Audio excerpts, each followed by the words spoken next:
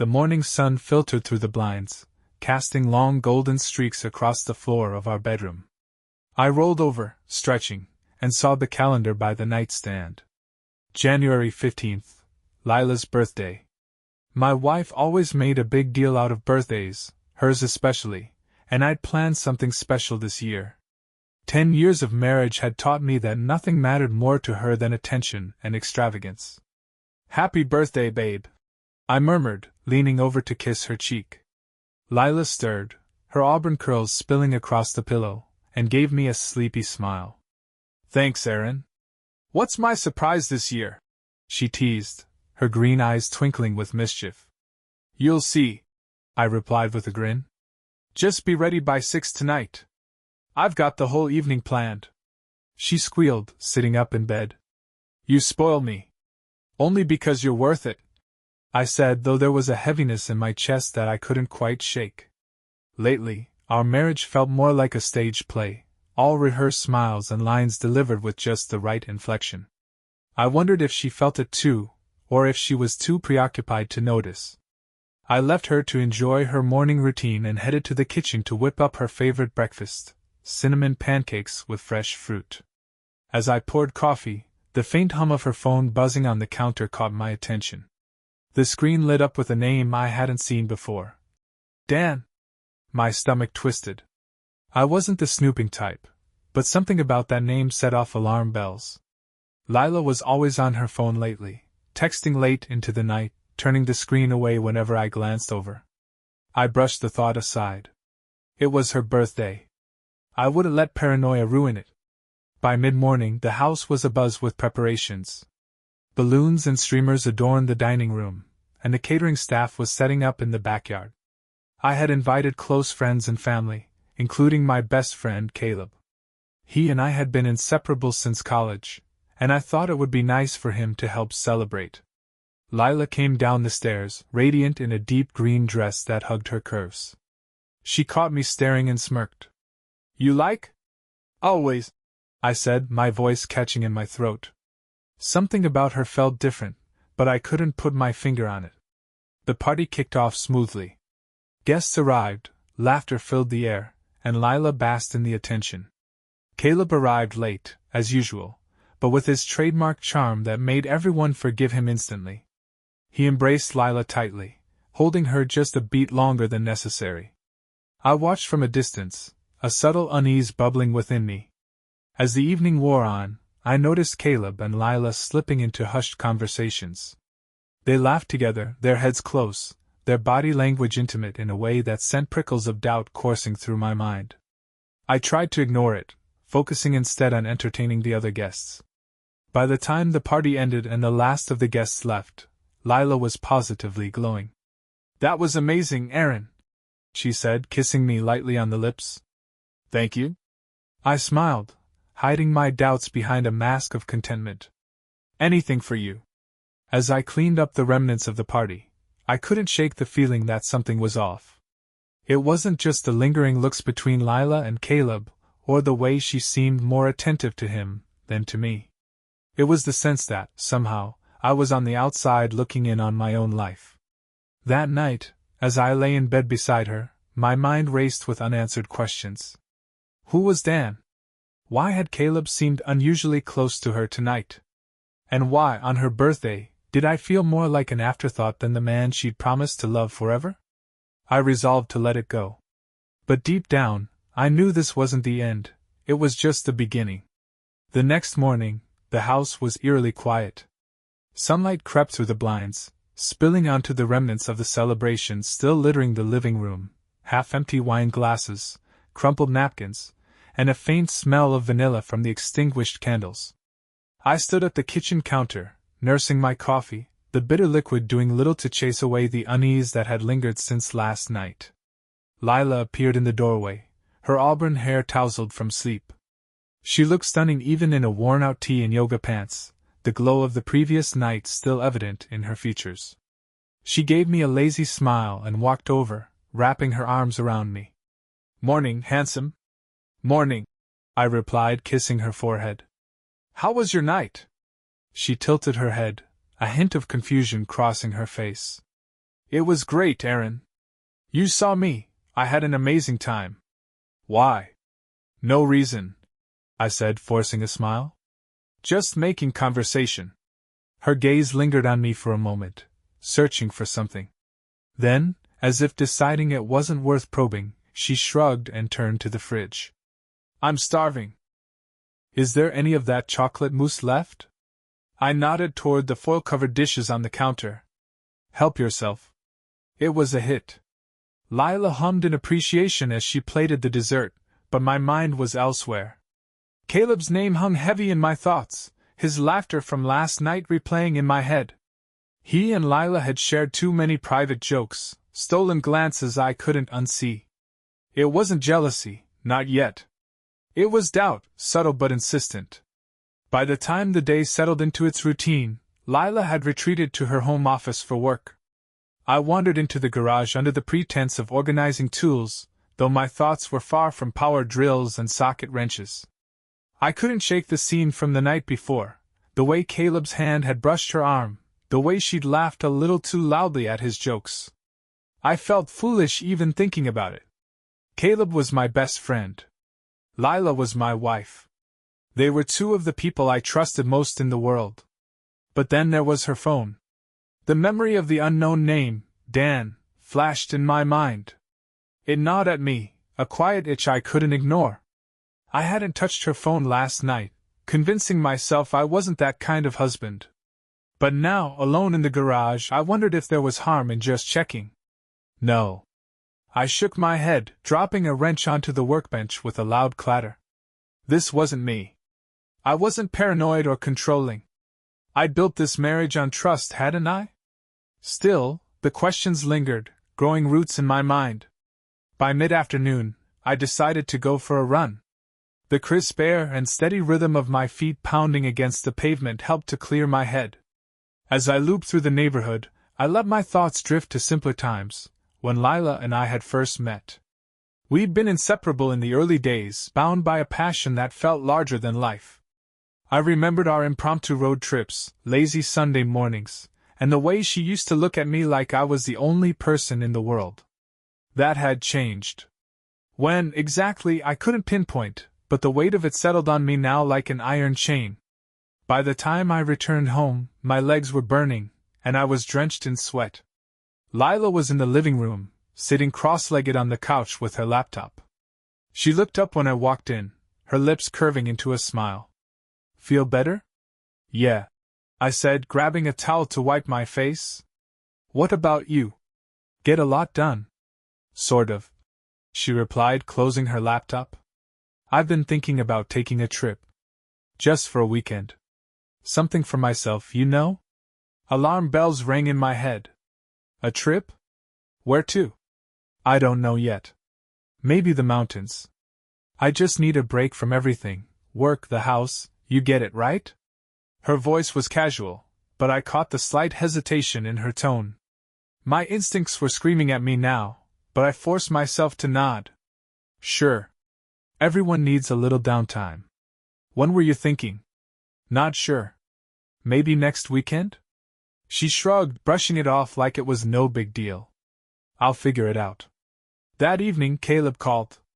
Hey, man, he said, his voice as easygoing as ever. Wanted to thank you again for last night. You really outdid yourself. Thanks, I said. Lila seemed to have a good time. Yeah, she did, Caleb said, a strange note in his voice. She's lucky to have you. Not every guy would go all out like that. The compliment felt off, but I let it slide. What's new with you? Not much. Just the usual grind. Maybe we can grab a beer this week, catch up. Sure, I said automatically, though I had no intention of following through. I needed space, from Caleb, from Lila, from this gnawing uncertainty that was taking over my thoughts. When I hung up, I felt more unsettled than ever. That night, I lay awake long after Lila had fallen asleep. Her breathing was soft and even, her face serene in the dim light of our bedroom. I wanted to believe in her, in us. But I couldn't shake the feeling that something was brewing, just beneath the surface. A storm was coming. I could feel it in my bones, The week leading up to Lila's trip passed in a blur of awkward silences and forced smiles. She'd decided on a cabin in the mountains, citing the need for quiet and reflection. I wanted to believe her, to trust her like I always had, but something about the whole thing didn't sit right. I found myself watching her more closely, picking up on little things that might have escaped my attention before. The way she angled her phone away when she texted. The hurried, "It's just work" explanation whenever a call came through. And then there were the late nights in her office, the door closed, her laugh occasionally drifting out, too soft, too intimate. I couldn't ignore the knot tightening in my gut. The day of her trip, she was unusually cheerful, humming to herself as she packed a small suitcase. I leaned against the doorframe, trying to keep my tone light. "You sure you've got everything?" She smiled without looking at me. "Yep. It's just a weekend. I don't need much." Her phone buzzed on the nightstand, and she snatched it up before I could glimpse the screen. "Work email," she muttered, almost to herself, before tossing the phone into her bag. Something in me snapped.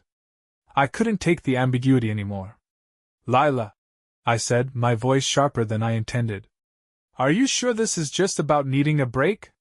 She froze, her back to me, one hand gripping the zipper of her suitcase. "What do you mean?" she asked, her tone carefully neutral. "I mean," I hesitated, choosing my words carefully. "You've seemed distracted lately. Like your mind's somewhere else." She turned to face me, her expression carefully blank. "Aaron, I've just been stressed. Work's been insane, and I need time to recharge." "Why are you making this a thing?" Her defensiveness only deepened my suspicions, but I forced myself to back off.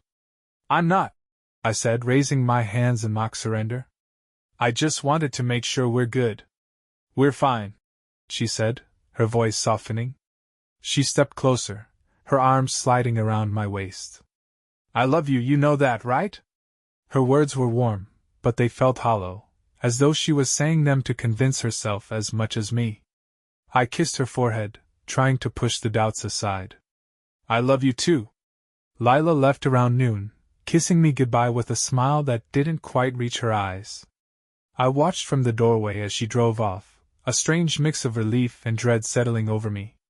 I knew I couldn't spend the weekend pacing around the house, drowning in my thoughts. I needed answers. That evening I called Caleb. "Hey man," I said, trying to keep my voice casual. "What are you up to tonight?" "Not much," he replied. "Just hanging out at home." "Why, what's up?" "Thought we could grab that beer you mentioned. Catch up." There was a brief pause, just long enough for me to notice. "Sure," he said finally. "Let me wrap up a couple of things, and I'll meet you at Max in an hour." "Sounds good." When I hung up, I felt a flicker of satisfaction. I didn't know what I was looking for, but I was determined to find it. At Max, Caleb was already seated at the bar when I arrived, nursing a whiskey. He greeted me with his usual easy smile, but there was something in his eyes, something guarded. We ordered drinks, and for the first half hour, the conversation flowed like it always did. Sports, work, old college stories. But eventually, I steered the topic toward Lila. "She's been acting different lately," I said, keeping my tone casual. "Do you think she's okay?" Caleb took a long sip of his drink, avoiding my eyes. "I mean, she seemed fine at the party. Maybe she's just stressed." "Yeah," I said, watching him closely. "But you know, she's been distant. Distracted." He shifted in his seat, his fingers drumming lightly on the bar. "I wouldn't worry about it too much. Women go through phases. You know how it is." His dismissiveness felt rehearsed, and my suspicions deepened. But I didn't press him. Not yet. The next morning, I decided to take matters into my own hands. I had the name of the cabin rental company from Lila's email. She'd forwarded the booking confirmation to our shared account. I called them, pretending to be her and requesting a copy of the receipt for expense purposes. When the email arrived, my heart sank. The reservation wasn't for one person. It was for two. That night, I drove to the cabin. It was a 2-hour trip, winding through dark, narrow roads as the storm in my chest grew fiercer with every mile. By the time I arrived, the driveway was packed with snow, and a faint light glowed from the cabin windows. I killed the engine and sat there, staring at the warm, inviting scene inside. The shadow of 2 figures moved across the curtains. One was unmistakably Lila's. The other, I knew before I even stepped out of the car. It was Caleb. I crept to the window, my breath visible in the freezing night air. Inside, they were on the couch, their bodies tangled together. Caleb's hand traced her bare shoulder, and she leaned into him, her laugh low and intimate. My stomach churned, my worst fears unraveling before my eyes. And then, before I could look away, they kissed. It wasn't the tentative, nervous kiss of 2 people crossing a line. It was familiar, practiced. This wasn't their first time. The realization hit me like a physical blow, and I stumbled back, my foot crunching in the snow. Inside, they froze. Lila's head whipped toward the window, her eyes meeting mine through the glass. For a moment, the world stood still. I stood frozen, my breath clouding the cold air as I stared through the cabin window. Inside, Lila's face was a mix of shock and panic, her hand flying to her mouth. Caleb turned his head, his expression mirroring hers, though a flicker of something else passed over his face. Fear, maybe? Or guilt? My heart pounded as adrenaline coursed through me. Without thinking, I moved toward the door. Each step felt heavier than the last, anger and betrayal churning in my chest like a storm. I didn't knock. I didn't care. I flung the door open, the wood slamming against the wall, shaking the cozy facade they built around their lies. Really? I spat, my voice loud and raw, reverberating off the log walls. This is how I find out. Lila jumped to her feet, her hands raised in front of her like she could ward off the tidal wave of my fury. She was still wearing the silky robe I bought her last Christmas, but now it clung to her in a way that made me sick.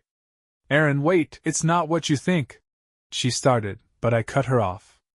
Not what I think. I laughed bitterly. What is it then? Because from where I'm standing, it looks exactly like what it is. My wife and my best friend screwing behind my back. Caleb stood too, his hands stuffed into his pockets like a guilty teenager. Aaron, man, let's just calm down. Don't you man me! I shouted, rounding on him. How long, Caleb?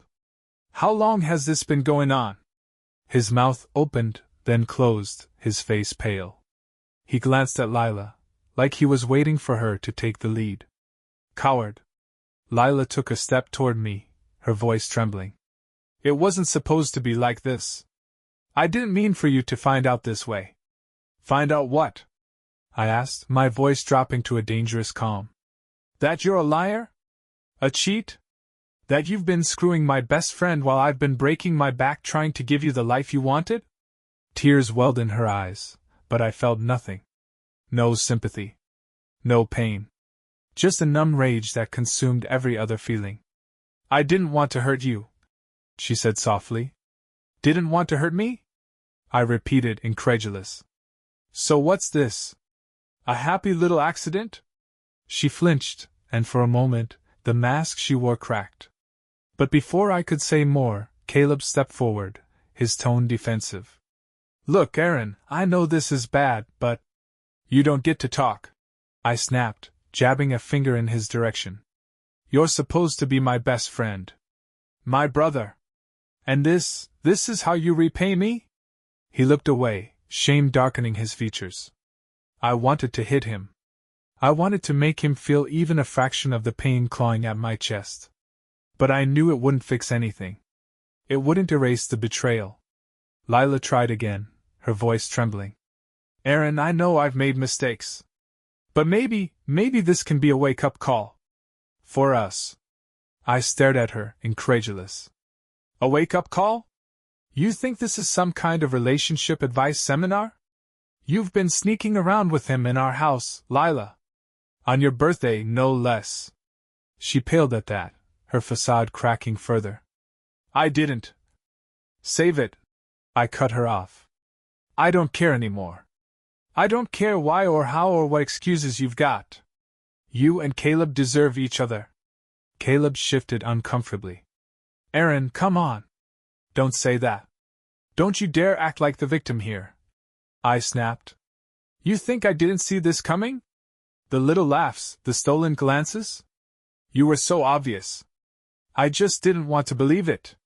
Neither of them said anything, their silence confirming everything I already knew.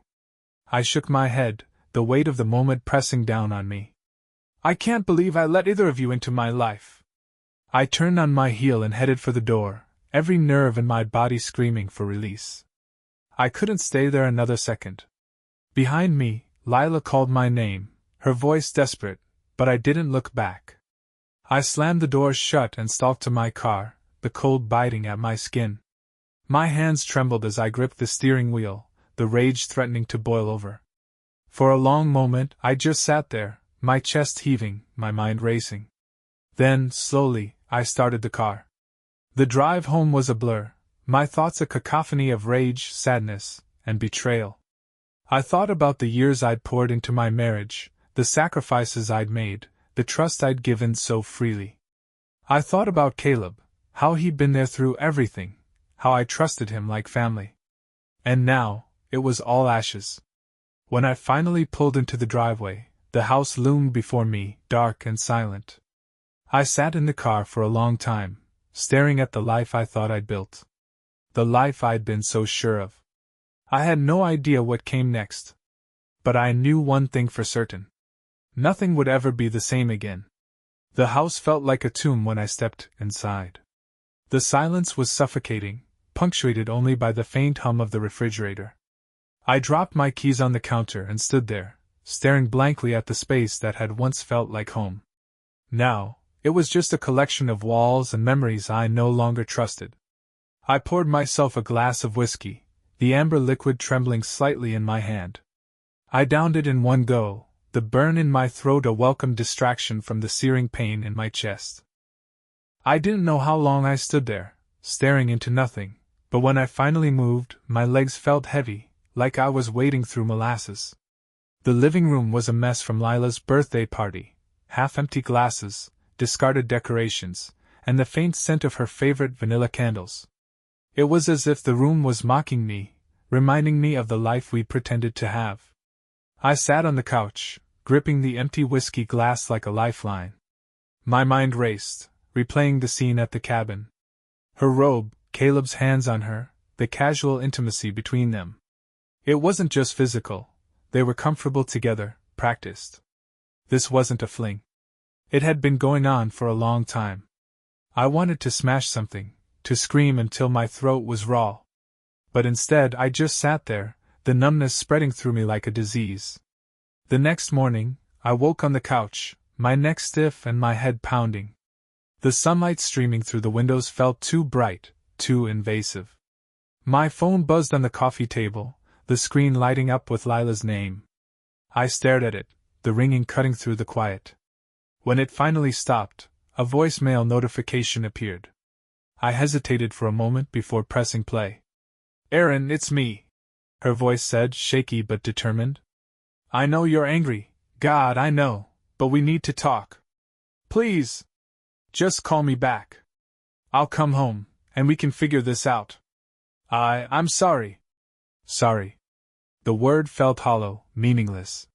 Sorry didn't erase the betrayal. Sorry didn't undo the nights she'd spent with Caleb, while I'd been oblivious. Sorry wasn't enough. I deleted the message. By the afternoon, my resolve had hardened. I couldn't just sit there, stewing in my own misery. I needed clarity. Answers. And there was only one person who could give them to me. I grabbed my keys and headed to Caleb's place.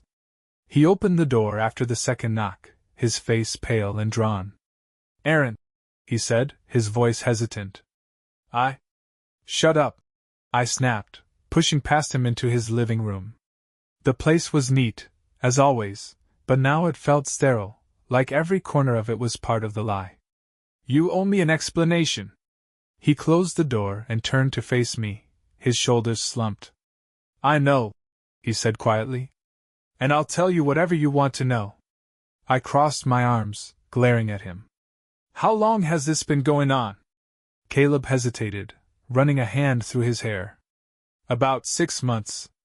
The words hit me like a physical blow, and I took a step back. 6 months? You've been screwing my wife for half a year, and you didn't think to tell me? I didn't plan for this to happen, he said, his voice pleading. It happened. That's a pathetic excuse. I spat. You didn't just happen to betray me, Caleb. You made a choice. Over and over again. He looked away, his jaw tightening. I know. And I hate myself for it. I laughed bitterly. Not enough to stop, though. There was a long silence. Finally, he looked at me, his eyes filled with something I couldn't quite place. Regret, maybe, or shame. It wasn't just sex, Aaron. The air seemed to leave the room. What the hell are you saying? I'm saying. He hesitated, then sighed heavily. I think I love her. For a moment, I thought I might actually hit him. My fists clenched at my sides, trembling with barely contained rage. But then I took a step back, forcing myself to breathe. Do you even hear yourself? I said, my voice low and cold. You love her? You're in love with my wife? He didn't answer, but the look on his face told me everything I needed to know. I shook my head, the fury bubbling up again. You know what, Caleb? You can have her. Both of you can go to hell. I turned on my heel and walked out, slamming the door behind me. My chest felt tight, my breathing shallow, but I didn't stop. I got in my car and drove, the scenery blurring as I pushed the accelerator harder and harder. When I finally pulled over, I found myself at the edge of a lake.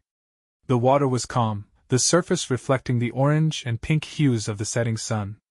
It was beautiful, serene, the exact opposite of the chaos inside me.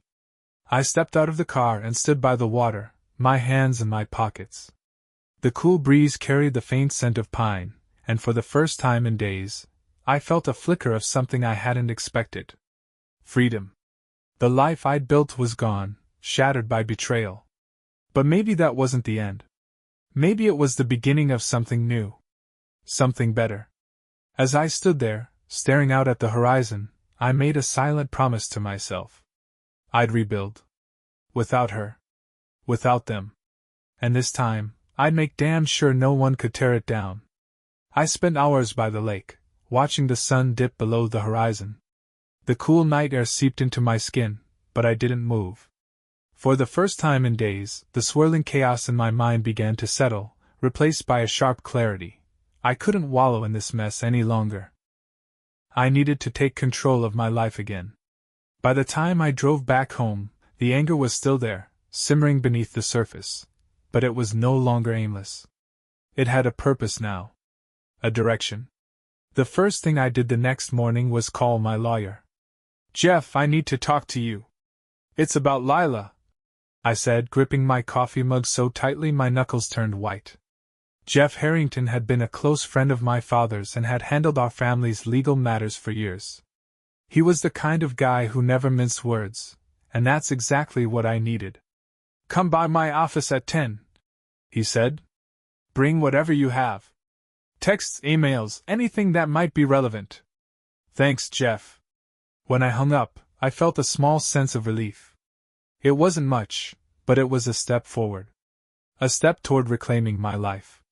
Lila called twice that morning, her name flashing on my phone like a bad omen. I let it ring both times. She didn't leave a voicemail, but I wasn't surprised. What could she possibly say that would fix this? By the time I arrived at Jeff's office, I'd gathered every scrap of evidence I could think of. It wasn't much, just memories of her suspicious behavior and the damning scene I'd witnessed at the cabin. But Jeff assured me it was enough to start building a case. Adultery isn't as big a deal legally as people think, he said, leaning back in his chair. But it can help when it comes to property division and spousal support. I don't care about the money, I said, my voice hard. I just want her out of my life. Jeff nodded, his expression serious. That's doable. We'll file for divorce on grounds of infidelity. If you want to keep the house, we can push for that too, I exhaled slowly, the weight of his words settling on my shoulders. Divorce. The word felt heavy, final. But it was the only path forward. What about Caleb? I asked, the venom in my voice unmistakable. Is there anything we can do to make sure he doesn't get off scot-free? Jeff raised an eyebrow. You mean legally? Not unless you want to sue him for alienation of affection, but those cases are tough to win. Honestly, the best thing you can do is focus on yourself. Cut them both out and move on. I clenched my jaw, the thought of Caleb walking away unscathed making my blood boil. But Jeff was right. This wasn't about revenge, it was about freedom. That evening, I began packing up Lila's belongings. Her clothes, her shoes, the perfume bottles that lined our bathroom counter. Everything went into boxes. It was a slow, deliberate process, each item a reminder of what I'd lost, and what I'd gained by letting go. As I worked, my phone buzzed with a text. Lila, please, Aaron. I need to talk to you. Can we meet? Just once? I stared at the screen, my thumb hovering over the reply button. Part of me wanted to ignore her, to let her feel the emptiness she'd left in my life. But another part, the part that still wanted answers, pushed me to respond. Me tomorrow. Noon. The coffee shop on Main. Her reply came almost instantly. Lila, thank you. The next day, I arrived at the coffee shop early, choosing a table near the window. The place was quiet, the soft hum of conversation and clinking dishes providing a strange sense of comfort. I sipped my coffee, my eyes fixed on the door. Lila walked in a few minutes later, her face pale and drawn. She spotted me and hesitated before making her way over. When she sat down, she looked at me with a mixture of regret and desperation. Aaron, she began, her voice trembling. I'm so sorry. I didn't respond. I just stared at her, waiting for her to continue. I never meant for this to happen, she said, her eyes glistening with unshed tears. It got out of hand. Got out of hand? I echoed, my voice cold. You didn't just trip and fall into Caleb's bed, Lila. You made a choice. She flinched, her gaze dropping to the table. I know. And I don't expect you to forgive me. But She stopped, taking a shaky breath. I still love you, Aaron. I laughed, the sound bitter and hollow. Love me? Is that what you call it? Sneaking around with my best friend? Lying to my face? Her tears spilled over, but I didn't care. I was unhappy, she whispered. We were drifting apart, and I didn't know how to fix it. So you decided to blow it up instead, I said, my tone sharp. Great strategy. Aaron, please, she pleaded, reaching across the table for my hand.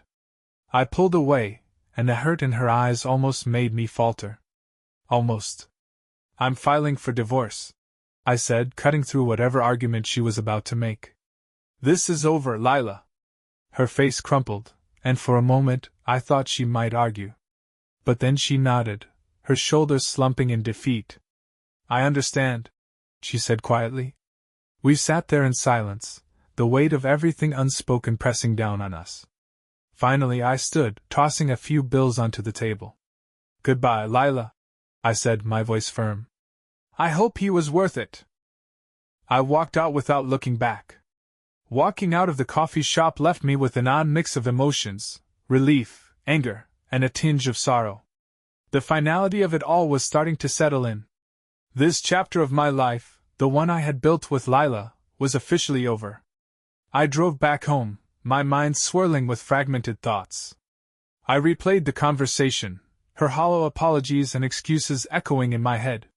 The sadness in her eyes might have once stirred something in me, but now, all it evoked was emptiness. Whatever we had was gone, burned to ashes by her betrayal. The next day, I met Jeff at his office again to finalize the paperwork for the divorce. He handed me a stack of documents, each one a step closer to cutting Lila out of my life for good. She's going to get served by the end of the week, he said, glancing at the clock on his desk. If you want to keep the house, we'll have to negotiate, but given her affair, we might have some leverage. I want the house. I said without hesitation. It's mine. I built this life, she doesn't get to walk away with it. Jeff nodded, jotting something down in his notebook. We'll fight for it then. As for assets, are you open to mediation? I hesitated, the thought of sitting across from her again making my stomach churn. If it saves time, fine. But I'm not bending on the house. Understood.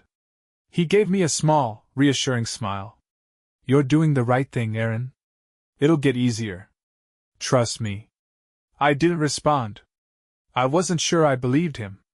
When I got home, I decided it was time to finish packing Lila's things.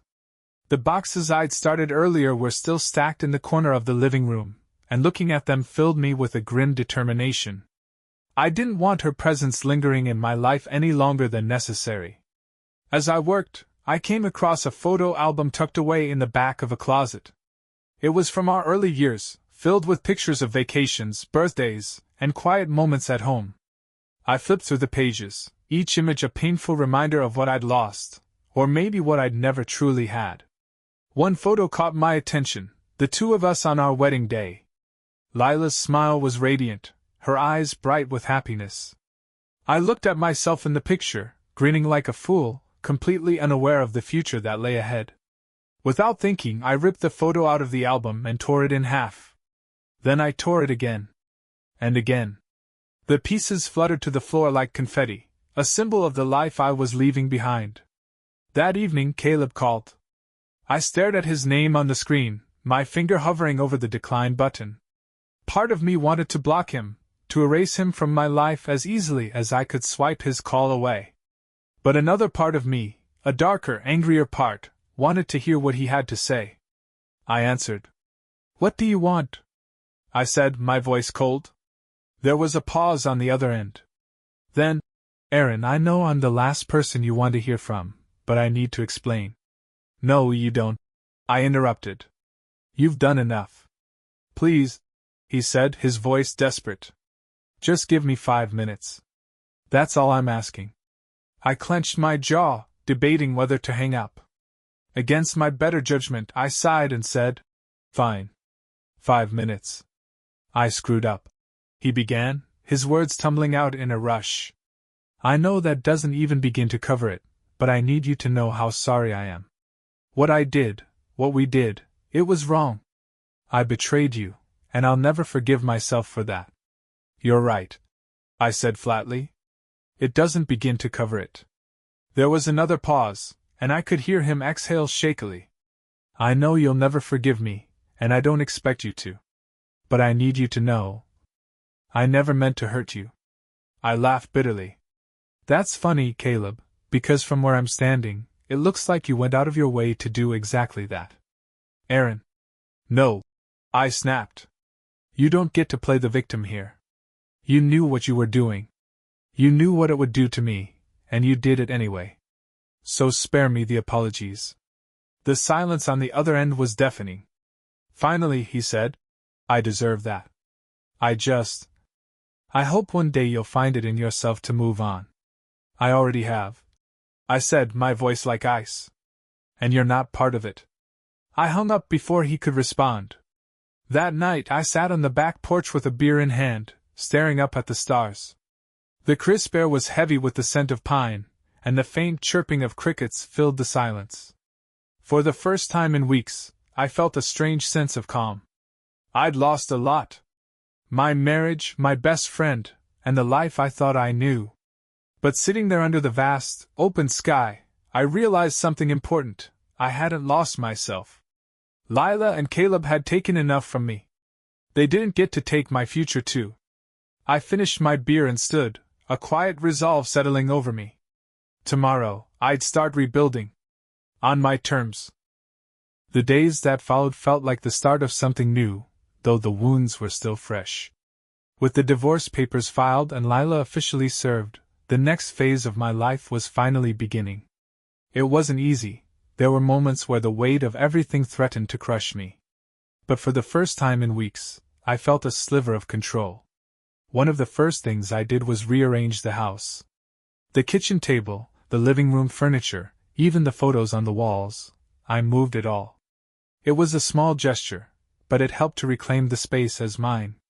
It wasn't just a house anymore. It was my sanctuary, free from the memories of Lila and Caleb. I also began boxing up the last of her things. The process was slower this time, not because I was reluctant to part with her belongings, but because it felt final. Each item I packed, a sweater, a pair of shoes, a book, was a piece of the life we'd shared, a life I was no longer part of. By the end of the week, her boxes were stacked neatly by the front door. She hadn't contacted me about picking them up, and I didn't intend to chase her down. If she wanted them, she knew where to find them. Work became my escape. Throwing myself into my projects gave me a sense of purpose, something to focus on besides the mess of my personal life. My coworkers were supportive, though most of them didn't know the full story. I wasn't ready to share the details, and I doubted I ever would. One afternoon, during a meeting, my boss pulled me aside. "You've been putting in a lot of hours lately," he said, his tone concerned. "Everything okay?" I nodded. "Just trying to stay busy." He studied me for a moment before giving a small smile. "Well, if you need to talk, or take some time, you know where to find me." "Thanks," I said, appreciating the gesture, even if I had no intention of taking him up on it. The weekend came, and with it, an invitation from an old friend, Mike. He'd heard about the divorce through the grapevine and reached out, insisting I join him for a barbecue at his place. "You need to get out, man," he'd said over the phone. "Blowing off steam with some beers and burgers is exactly what you need." Reluctantly, I agreed. I wasn't in the mood for socializing, but the thought of sitting alone in my house all weekend wasn't appealing either. When I arrived at Mike's, the smell of grilled meat and the sound of laughter greeted me. His backyard was packed with familiar faces, friends I hadn't seen in years. It was strange, being around so many people after weeks of isolation. For the first hour, I felt out of place, nursing a beer and offering polite smiles when someone asked how I was doing. But as the evening wore on, I began to relax. The easy camaraderie and light-hearted conversation were a welcome distraction. For a few hours, I almost forgot about Lila and Caleb, the weight of their betrayal lifting just enough to let me breathe. Toward the end of the night, I found myself talking to someone I hadn't seen in years, Emma, an old friend from college. She'd been part of our group back then, though we'd lost touch after graduation. Seeing her again was like stepping back in time. "You look good, Aaron," she said, smiling warmly. "Considering everything, I mean."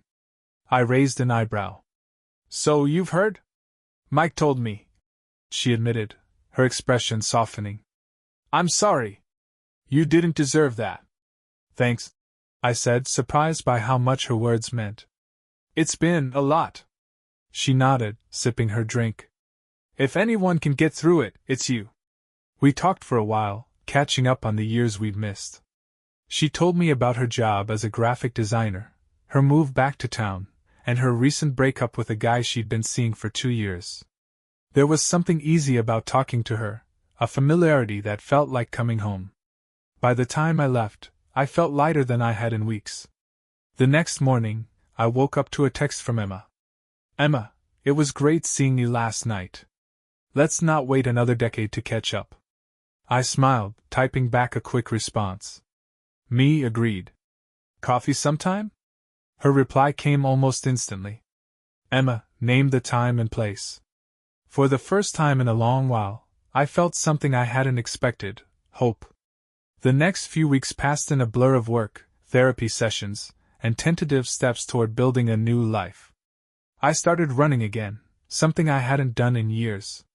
It became my outlet, a way to clear my head and focus on the future instead of the past. Emma and I began meeting regularly, our conversations flowing as easily as they had back in college. She never pried about Lila or Caleb, for which I was grateful. Instead, we talked about everything else: work, hobbies, life. Being around her was easy, comfortable. She didn't fill the void Lila had left, but she didn't need to. She was something new, something different. One evening, as we walked through the park after dinner, Emma turned to me, her expression serious. "You seem better," she said. Like you're finding your footing again. I think I am, I admitted. It's not easy, but it's getting better. She smiled, a soft, genuine smile that made my chest ache in a way I hadn't felt in years. Good. You deserve that. As we stood there under the fading light of the setting sun, I realized something. My life wasn't over. It had been broken, yes, but it wasn't beyond repair. I was rebuilding. One step at a time. The weeks rolled on, and with each passing day, I felt more like myself. Therapy sessions became a crucial part of my routine. At first, they were grueling, peeling back layers of pain and resentment I hadn't even realized I was carrying. But over time, they became a place of clarity, a safe space to confront the things I'd avoided for years.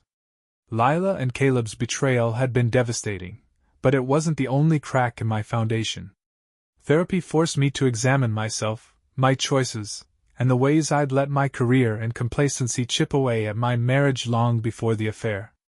It didn't excuse what they'd done, nothing ever would, but it gave me a framework to understand the fractures that had led to this moment.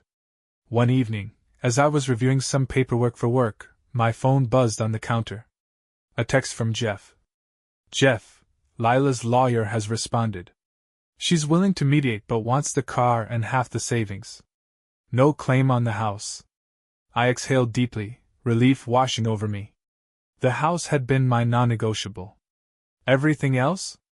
I could part with it. Me, that's fine. Let's move forward.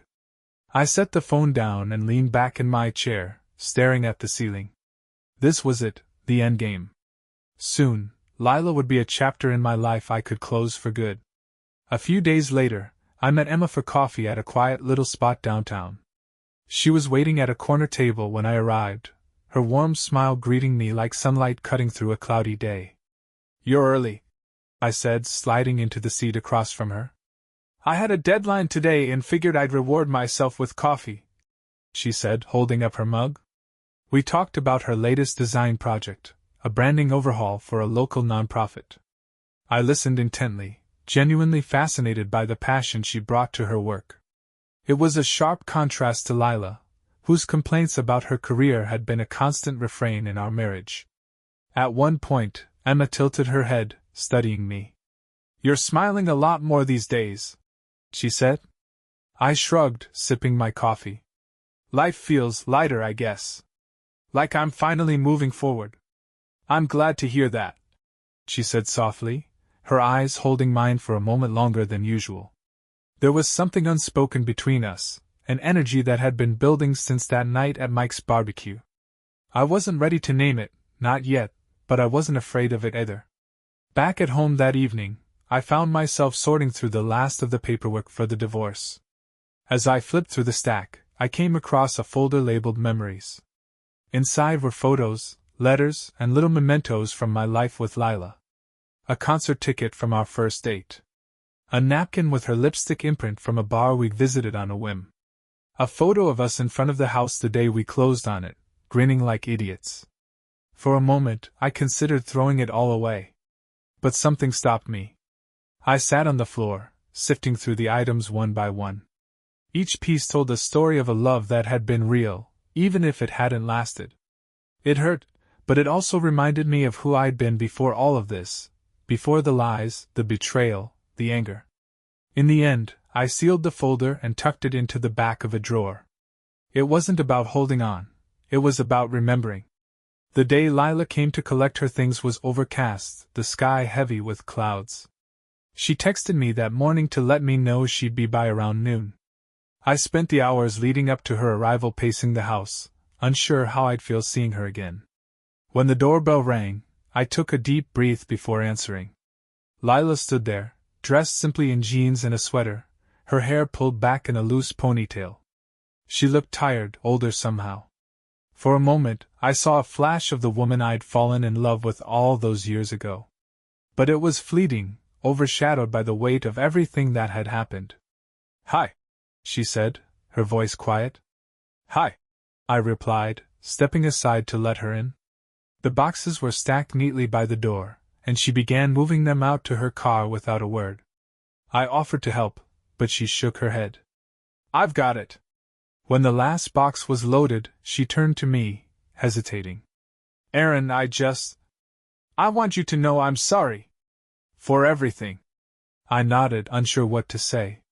Her apology felt genuine, but it didn't change anything. I hope you find what you're looking for, Lila. She looked down, a sad smile tugging at her lips. I hope you do too. And with that, she was gone. That night, I met Emma for dinner. It wasn't planned, just a spur-of-the-moment decision after texting her earlier in the day.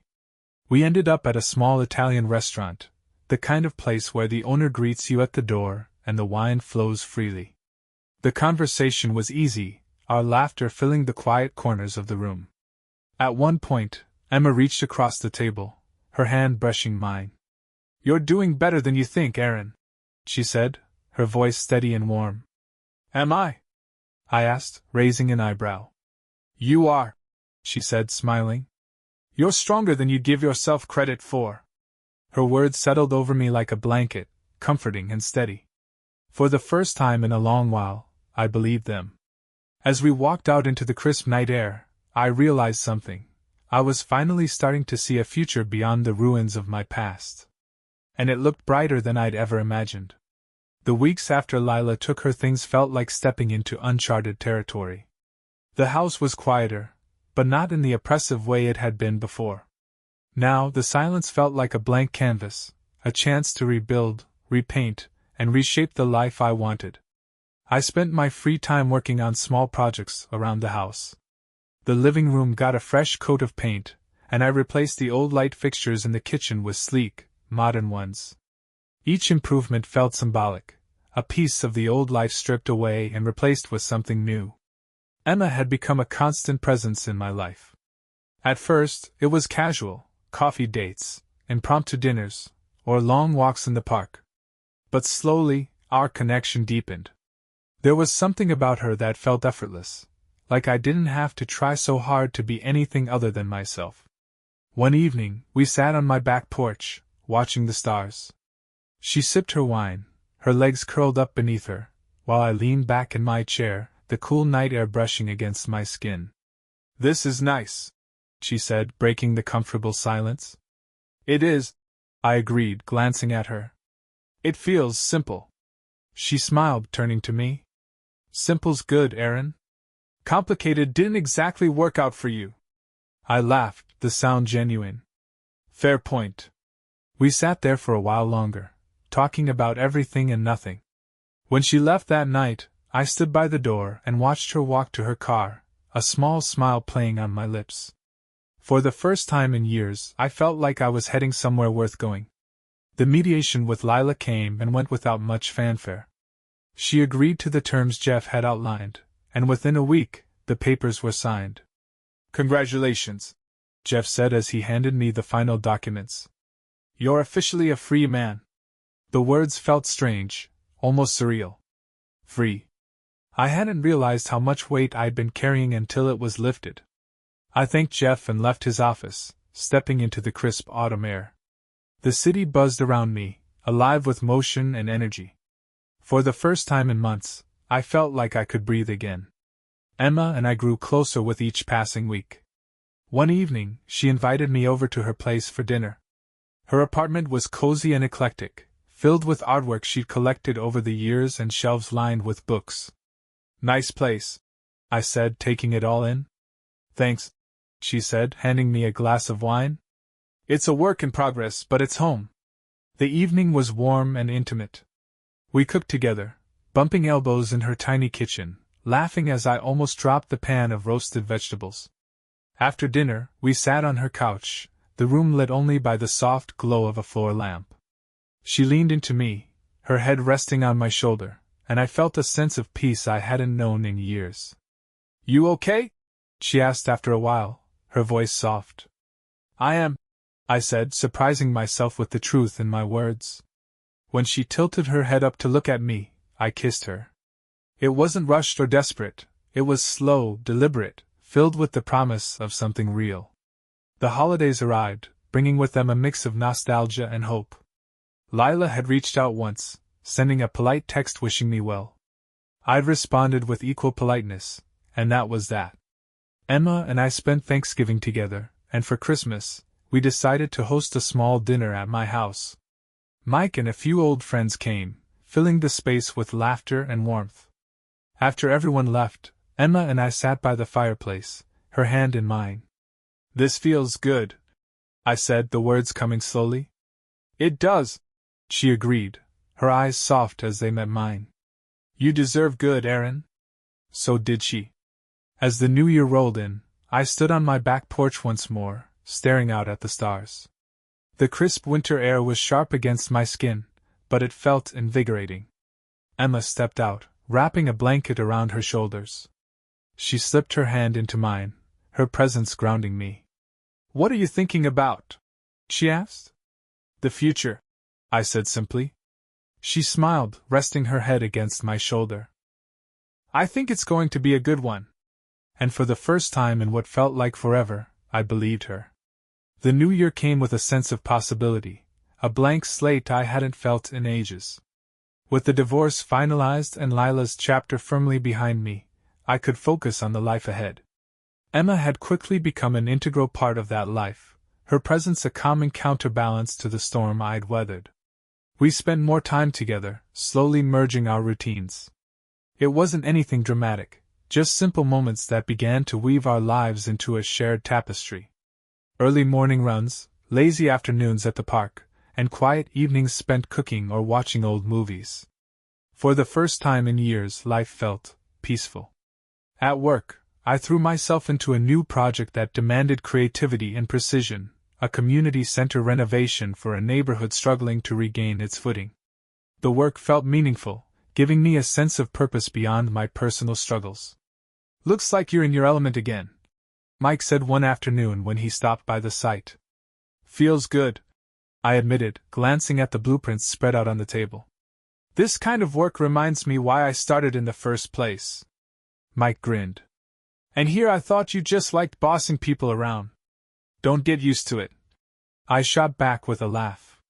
One weekend, Emma and I drove out to a small cabin in the woods, a rental she'd discovered online. It was secluded, surrounded by towering pines and blanketed in snow.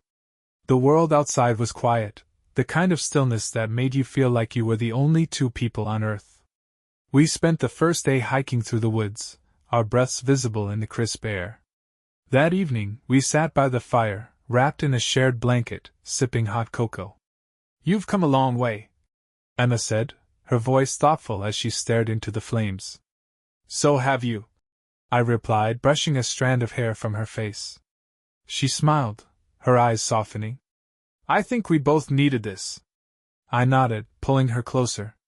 "Yeah. We did." By spring, the house felt less like a monument to my old life and more like a reflection of my new one. Emma had helped me redecorate, adding her touch without overwhelming the space. A few of her paintings now hung on the walls, their vibrant colors a stark contrast to the muted tones I'd lived with before. "Your place is finally starting to feel like home," she teased one afternoon as we rearranged the living room furniture for the third time. "Was it that bad before?" I asked with mock indignation. She smirked. "Let's just say it had potential." We both laughed, the sound filling the space like sunlight. One evening, as we sat on the porch watching the sunset, Emma turned to me, her expression serious. "Have you thought about what's next?" she asked. "In what sense?" "For us," she said, her tone soft but steady. "Where we're headed." I paused, considering her question. It wasn't something I'd allowed myself to dwell on before, but now, sitting beside her, it felt natural. "I have," I admitted. "And I like where we're going." She smiled, her hands slipping into mine. "Me too." It wasn't a declaration of undying love or a grand proposal, but it was honest. And for now, that was enough. The community center project wrapped up in early summer, and the grand reopening was celebrated with a block party. Families filled the space, kids laughing and playing while adults mingled and admired the renovations. Emma stood beside me, her hand lightly resting on my arm. "You did good, Aaron," she said, her voice filled with pride. "We did good," I corrected, smiling at her. As the sun set and the party wound down, I looked around at the smiling faces and the vibrant energy that filled the air. For the first time in years, I felt like I was exactly where I was meant to be. That night, as Emma and I lay in bed, her head resting on my chest, I thought about the journey that had brought me here. The pain, the betrayal, the uncertainty, it had all been necessary to get to this moment. "I'm happy," I murmured, my voice barely audible. Emma looked up at me, her eyes shining. "Me too." And just like that, the future no longer felt like a question mark.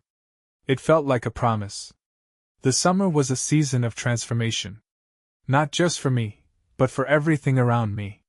The house, my career, my relationships, they all felt like they were coming together in a way I hadn't expected but desperately needed.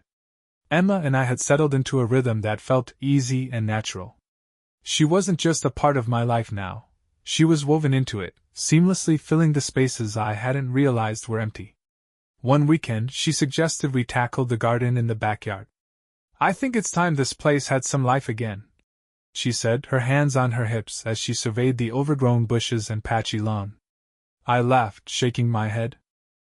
"You know I'm not exactly a green thumb, right?" "Lucky for you I am," she replied, grinning. The project turned into a 2-weekend endeavor, complete with trips to the garden center and long afternoons digging, planting, and sweating under the summer sun. By the end of it, the yard was unrecognizable, lush greenery and bursts of color replacing the weeds and decay that had once dominated the space. "This looks amazing," I said one evening as we stood outside, admiring the transformation. Emma wiped dirt from her hands and smiled. "It does. But it's not just the garden." I turned to her, my brow furrowed. "What do you mean?" She gestured toward the house, the yard, and then to me. "Everything. You've rebuilt so much, Erin. You should be proud."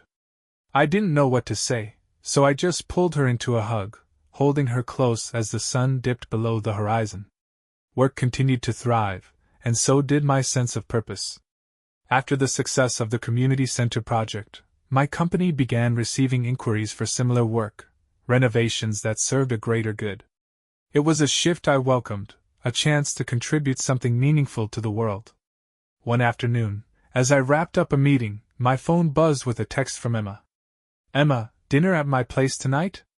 I'm trying a new recipe." "Me, can't wait." "What's the dish?" "Emma, surprise." "Bring wine."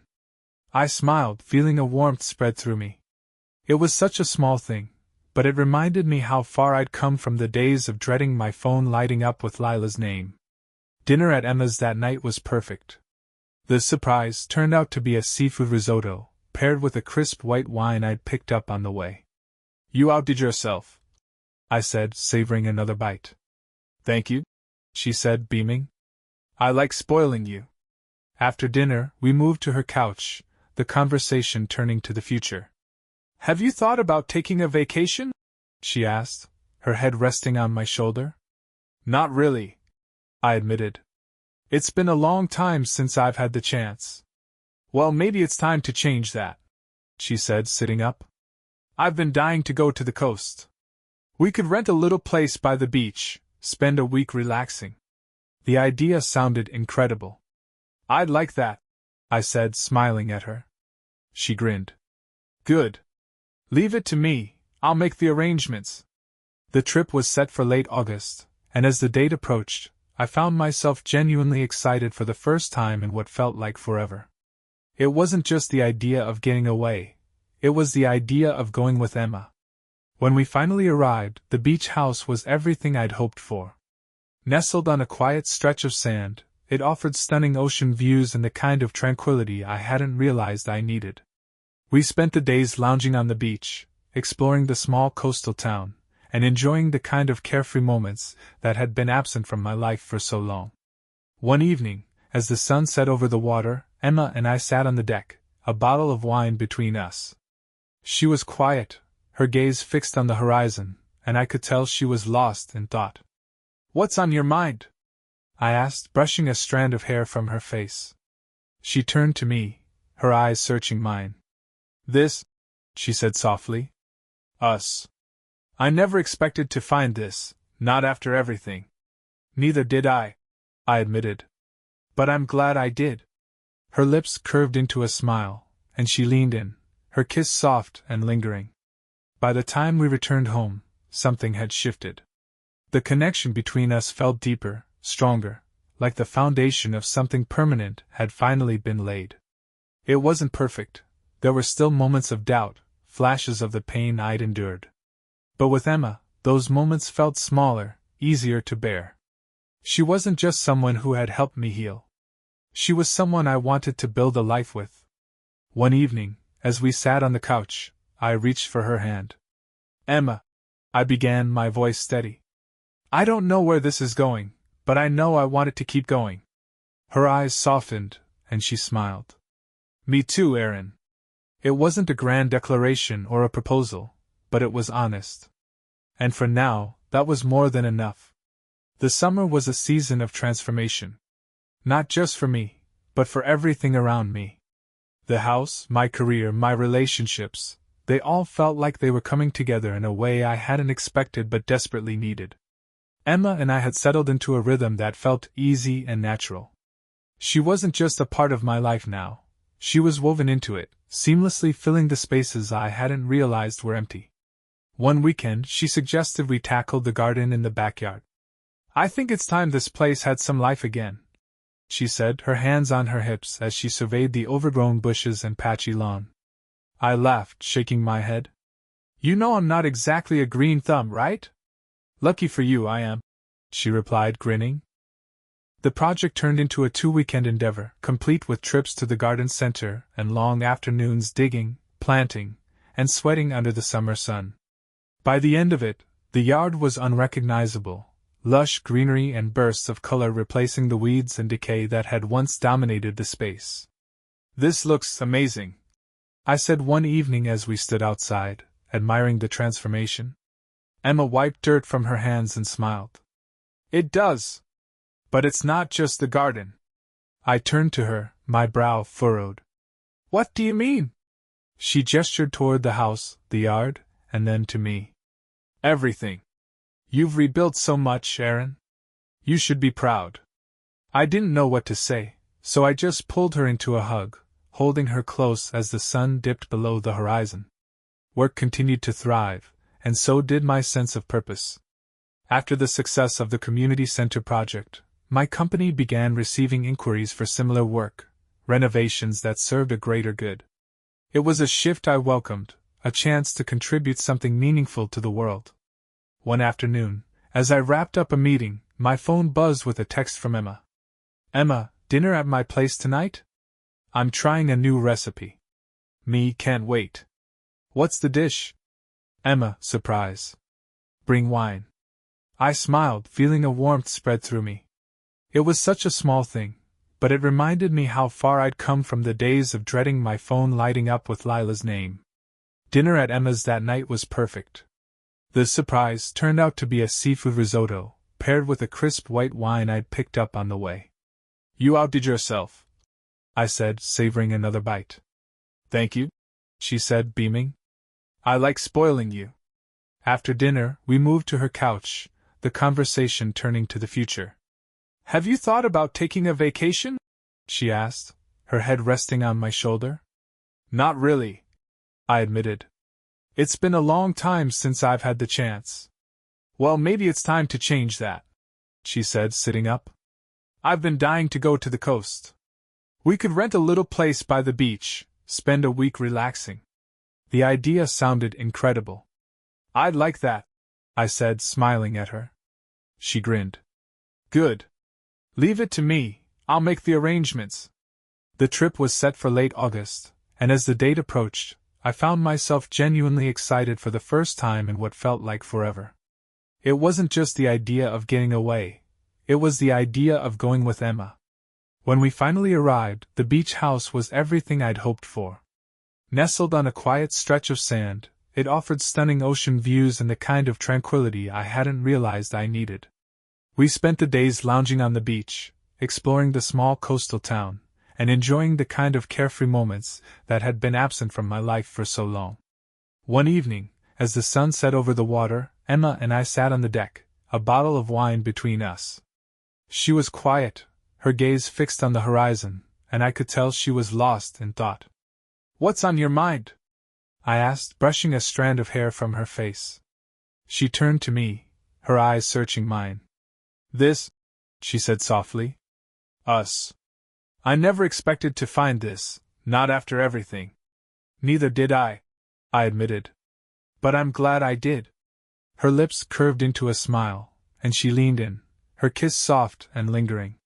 By the time we returned home, something had shifted. The connection between us felt deeper, stronger, like the foundation of something permanent had finally been laid. It wasn't perfect, there were still moments of doubt, flashes of the pain I'd endured. But with Emma, those moments felt smaller, easier to bear. She wasn't just someone who had helped me heal. She was someone I wanted to build a life with. One evening, as we sat on the couch, I reached for her hand. "Emma," I began, my voice steady. "I don't know where this is going, but I know I want it to keep going." Her eyes softened, and she smiled. "Me too, Aaron." It wasn't a grand declaration or a proposal, but it was honest. And for now, that was more than enough. Let me know when you're ready for part 13. Let's make the next part as last. ChatGPT. Part 13, the final chapter. Months passed, and with each one, the threads of my old life unraveled further, leaving room for something new to grow. The pain of Lila's betrayal had dulled, replaced by the steady rhythm of a life I was learning to enjoy again. Emma became my anchor, grounding me in the present while gently nudging me toward the future. One crisp autumn morning, I woke to the smell of coffee brewing. Emma stood in the kitchen, her hair tied in a loose bun, humming a song I didn't recognize. I leaned against the doorway, watching her with a smile. "You know," I said, breaking the quiet, "I could get used to this." She turned, a teasing grin on her face. "What, me doing all the work?" "No," I said, stepping closer. "This. Us. Waking up to you." Her smile softened, and she reached for my hand. "You already are." The months turned into a year, and soon the house was as much Emma's as it was mine. Her artwork adorned the walls, her books lined the shelves, and her laughter filled the spaces that had once felt hollow. One evening, as we sat on the porch watching the sunset, I reached into my pocket, my heart pounding. "Emma," I began, my voice steady despite the butterflies in my stomach. She turned to me, her eyes wide with curiosity. "What is it?" I pulled out a small box, opening it to reveal a simple yet elegant ring. "I don't know what the future holds, but I know I want to face it with you. Will you marry me?" For a moment she just stared, her hand covering her mouth as tears welled in her eyes. Then she nodded, her voice breaking as she said, "Yes. 1,000 times yes." The wedding was small and intimate, held in the garden Emma and I had rebuilt together. Close friends and family gathered under the late spring sun, their laughter and warmth a testament to the life we'd built. Mike gave a speech that left everyone in stitches, recounting our college days with a mix of humor and sentimentality. When he raised his glass to toast us, his smile was genuine. "To Aaron and Emma," he said. "Proof that life has a way of surprising you when you least expect it." In the years that followed, life unfolded in ways I hadn't imagined. Emma and I traveled, explored, and continued building a life together, one rooted in trust and mutual respect.